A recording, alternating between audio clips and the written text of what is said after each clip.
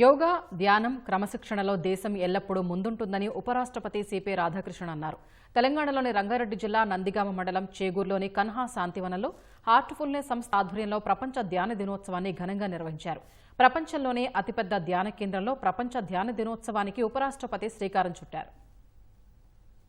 యోగాతో ప్రపంచంపై బలమైన ముద్ర వేసిన మన దేశం ధ్యానం ద్వారానూ ప్రఖ్యాతత చాటుతోంది. రంగారెడ్డి జిల్లాలోని కన్హా శాంతివనంలో హార్ట్ఫుల్నెస్ సంస్థ ఆధ్వర్యంలో ప్రపంచ ధ్యాన దినోత్సవం ఘనంగా జరిగింది. ఉపరాష్ట్రపతి సిపి రాధాకృష్ణన్ ముఖ్య అతిథిగా హాజరైన ఈ కార్యక్రమానికి తెలంగాణ గవర్నర్ జిష్ణుదేవ్ వర్మ, శ్రీరామచంద్ర మిషన్ అధ్యక్షుడు కమలేష్ డి పటేల్ దాజీ హాజరయ్యారు.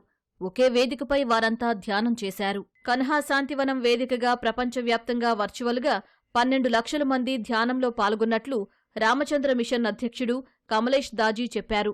170 దేశాల్లో హార్ట్ఫుల్నెస్ సంస్థ ఆధ్వర్యంలో ధ్యానం చేసినట్లు వెల్లడించారు.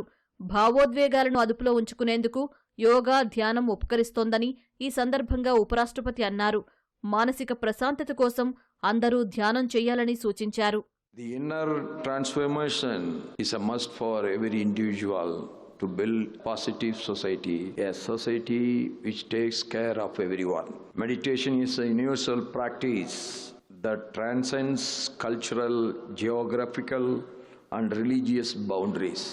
It is a path that leads to inner peace, mental clarity, and emotional stability. Today we came together not only to celebrate meditation, but to honor its profound significance in our lives. ధ్యానం ద్వారా ఒత్తిడి, ఆందోళనను జయించవచ్చని దాజీ చెప్పారు. అన్ని వయసుల వారు ధ్యానం చేసి సంపూర్ణ ఆరోగ్యం, ఆనందం పొందవచ్చునని ఆయన సూచించారు.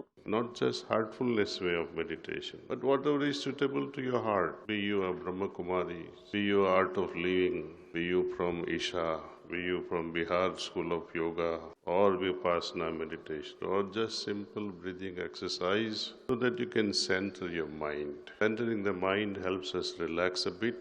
This is a side benefit of Dhyan. The main purpose is something else, elevating the consciousness. వేలాది మంది ధ్యానంతో కన్హా శాంతివనం ఆధ్యాత్మికతకు వేదికయింది.